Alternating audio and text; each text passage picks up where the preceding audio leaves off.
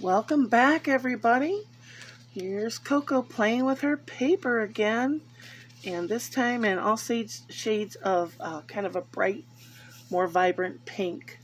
So what we have before us, this will be a glimmer spray, still damp, and I don't know if you can see the mica that will settle and dry, but there'll be two of those in there, and two of these, also a glimmer spray.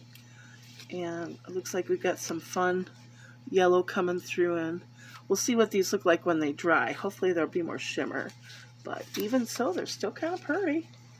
And these are distress oxides. So what I'm calling these are painting papers. You can use these to actually paint with.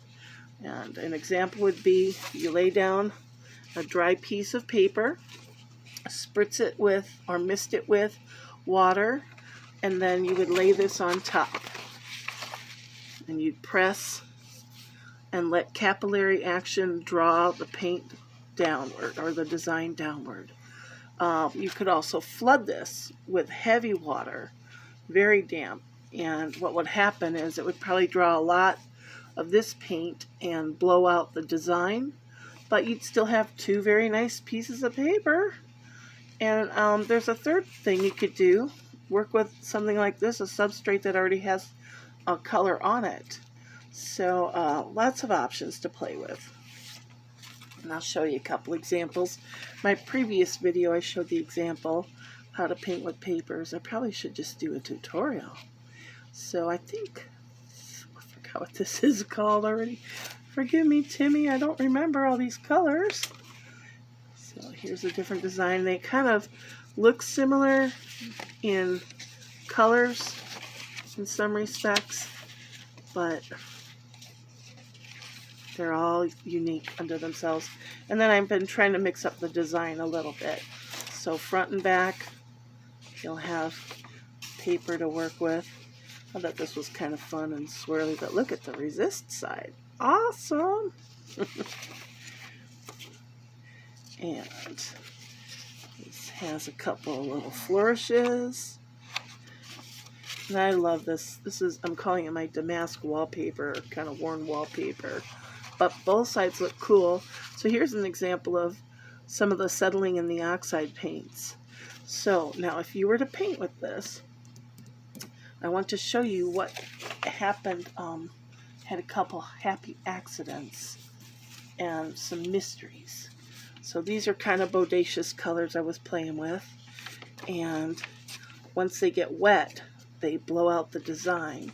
But look at how much saturation there is there. Simply moisten a piece of paper, press this on it, rub on it, let capillary action do its thing, and depending on how long you leave it there, it will kiss that paper with a design. So check out these guys. These kind of were amazing what happened. So imagine this was in full design and I flooded it with water and just lightly tamped this on top. Or if I had just misted this and put that on there, chances are it wouldn't have blown out the design. So different ways to get different effects. And I'm still trying to figure out where did the yellow come from on all this. I really don't think it transferred from this, but you know, I've been playing mad scientist. So this was a light kiss, but look, there's so much paint to still take off. Now look at that. I was playing with, I use these to clean up what's left and transition, and get up all the paint. So I transition between paper or paint swatches. But yeah, I couldn't tell you what I did there. But I love it. Look at that. Isn't that just remarkable? The only thing I can think of is this is not what I would call transferable because it was a glimmer spray, but I must have had an oxide or something on there with this and kissed it. I mean, it looks like a glimmer paint, to be honest with you, but boy, did that use capillary action to go through so many levels, but I love it. So as you can see, a lot of opportunities for you to play, explore the properties of these oxide paints. And let me get these back in front of you one more time, because you know YouTube takes a thumbnail somewhere, and mine haven't been the prettiest. I gotta figure this out. Anyway, thank you so much. Just leave a comment if you're interested. These are 10 papers for $7. Thank you again.